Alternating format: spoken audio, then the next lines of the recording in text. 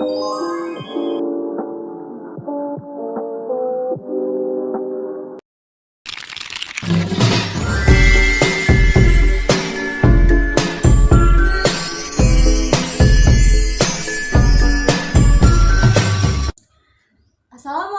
warahmatullahi wabarakatuh. Selamat pagi anak-anak ibu. Bagaimana kabarnya? Ada yang tidak masuk tidak hari ini? Coba ditengok kanan kirinya. Ada yang tidak masuk tidak? Oh, ada ya? Siapa yang tidak masuk? Anissa. Kenapa Anissa tidak masuk?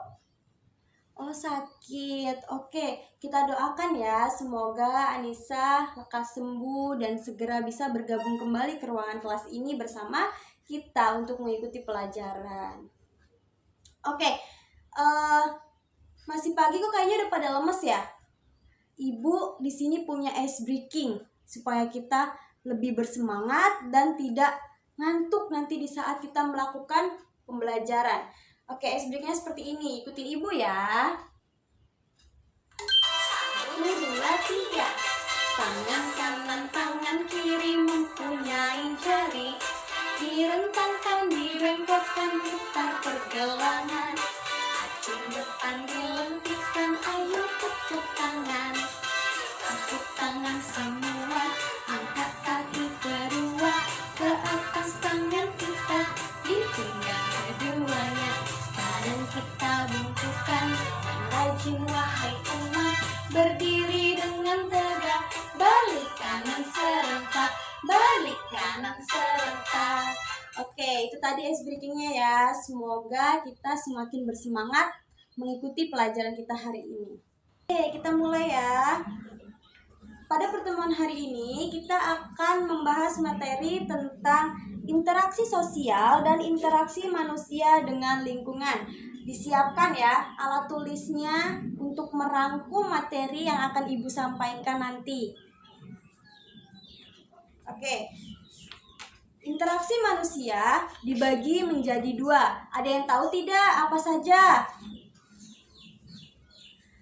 Oke, interaksi manusia dibagi menjadi 2, yaitu yang pertama ada interaksi sosial dan yang kedua ada interaksi dengan lingkungan hidup. Nah, apa sih perbedaan di antara keduanya? Ada yang tahu tidak? Kalau tidak, simak baik-baik ya penjelasan Ibu dan jangan lupa dirangkum. Oke, yang pertama itu interaksi sosial.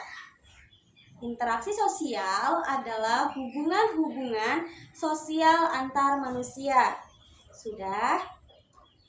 Interaksi sosial terjadi karena manusia adalah makhluk sosial. Makhluk sosial artinya manusia tidak dapat hidup sendiri dan selalu membutuhkan orang lain, mulai dari bangun tidur sampai tidur kembali. Oke, contoh interaksi sosial itu gambarnya seperti ini ya anak-anak. Ini adalah contoh interaksi sosial. Oke. Jenis interaksi sosial itu dibagi menjadi 3. Kira-kira ada yang tahu tidak apa saja? Oke, yang pertama itu ada individu dengan individu. Artinya itu adalah satu orang berhadapan dengan satu orang lainnya. Yang kedua, individu dengan kelompok. Itu artinya satu orang berhadapan dengan banyak orang atau kelompok. Yang ketiga, kelompok dengan kelompok. Itu artinya banyak orang berhadapan dengan banyak orang.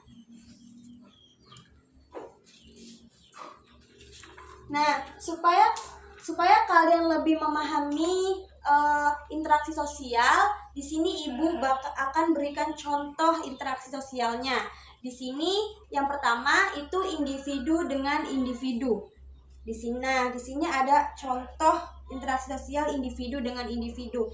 Ada beberapa gambar nih di sini. Ini adalah semuanya contoh interaksi sosial individu dengan individu. Yang pertama itu bertegur sapa. Yang kedua berjabat tangan. Yang ketiga ibu berbicara dengan anak. Yang keempat, dokter memeriksa pasien.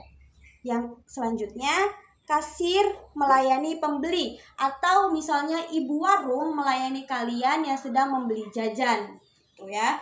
Dan yang terakhir, polisi memberi petunjuk jalan kepada seseorang yang sedang mencari alamat, misalnya itu alamat rumah atau alamat apa ya. Nah, paham? Paham ya? Ini contoh interaksi sosial individu dengan individu.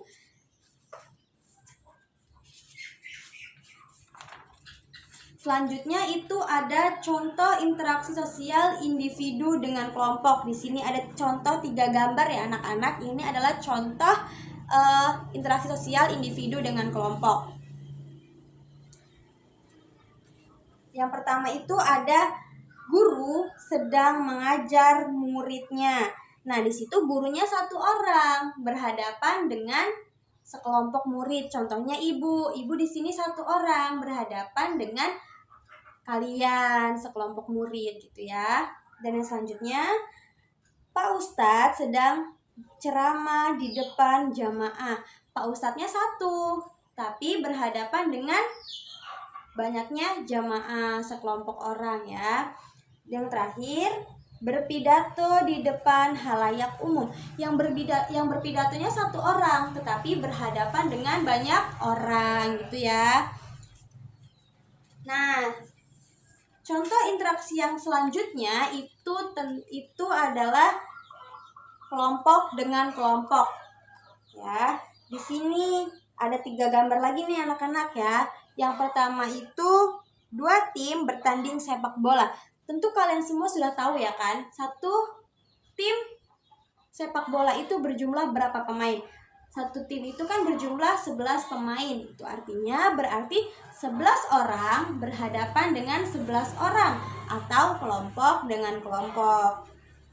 Selanjutnya, 2 tim bermain tarik tambang. Nah, seperti di gambar, 1 kelompok itu berjumlah 3 orang. Berarti 3 orang berhadapan dengan 3 orang atau kelompok dengan kelompok.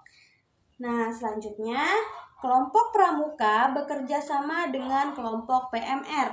Kelompok pramuka itu terdiri dari banyak orang dan kelompok PMR juga terdiri dari banyak orang. Maka itu termasuk contoh interaksi sosial kelompok dengan kelompok karena dia lebih dari 1 atau banyak ya jumlahnya.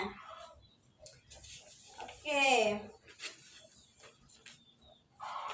Interaksi manusia yang kedua yaitu interaksi dengan lingkungan hidup. Ada yang tahu tidak apa sih lingkungan hidup itu?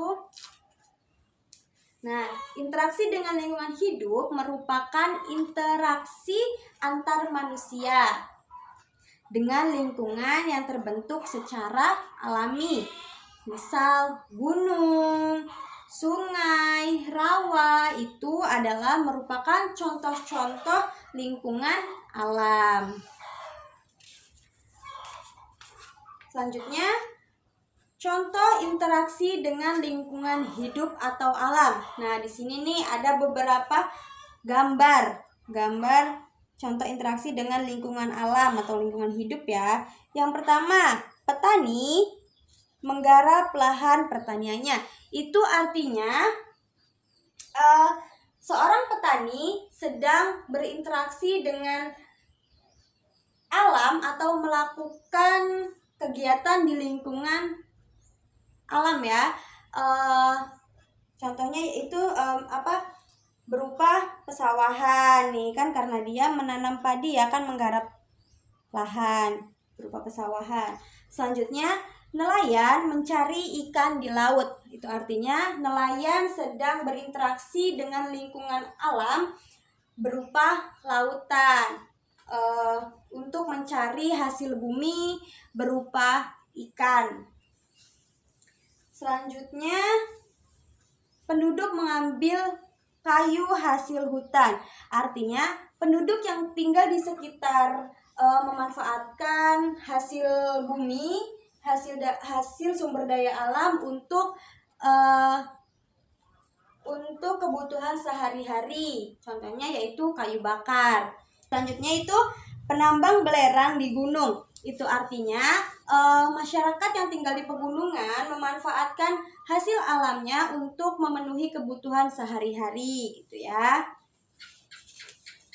Selanjutnya itu ada interaksi sosial di lingkungan pasar. Nah, kalian pasti tahu dong apa itu pasar. Kalian juga pasti senang ketika orang tua mengajak kalian untuk berbelanja di pasar, ya kan? Ada yang tahu gak sih interaksi sosial di lingkungan pasar itu seperti apa? Disimak ya dan dirangkum. Pasar merupakan tempat bertemunya pedagang dan pembeli untuk melakukan transaksi jual beli. Nah, sudah.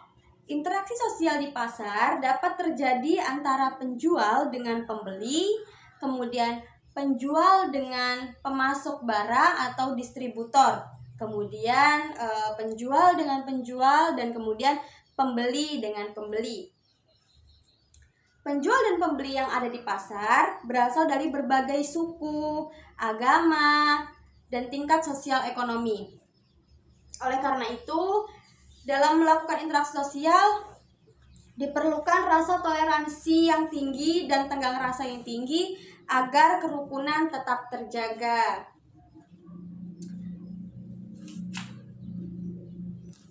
Nah, dalam interaksi sosial kita memerlukan sikap toleransi dan tenggang rasa.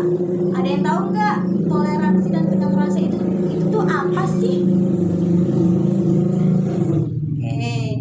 Toleransi adalah suatu sikap saling menghormati dan menghargai antar kelompok atau antar individu dalam masyarakat atau dalam lingkungan lainnya. Sedangkan tenggang rasa adalah suatu sikap hidup dalam ucapan, perbuatan, dan tingkah laku yang mencerminkan sikap menghargai dan menghormati orang lain.